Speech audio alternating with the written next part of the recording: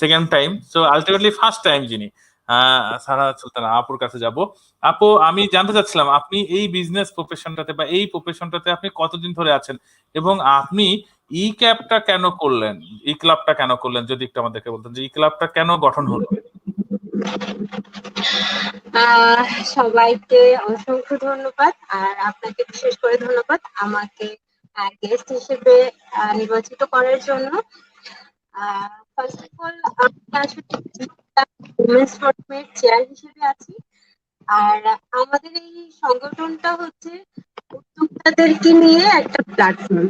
যারা আমরা ছোট ছোট যারা উদ্যোক্তা, তাদেরকে আহ, একটা ছাদের নিচে নিয়ে আসা এবং তাদেরকে সর্বোত্তম সহযোগিতা করা। ছোট ছোট আমরা নারী উদ্যোক্তারা বলেন, পুরুষ উদ্যোক্তারা বলেন, সবাই আমরা অনেক প্রবলেম ফেস করে আসলে আহ একটা আহ, প্রতিষ্ঠিত ব্যবসায়ী হতে পারি।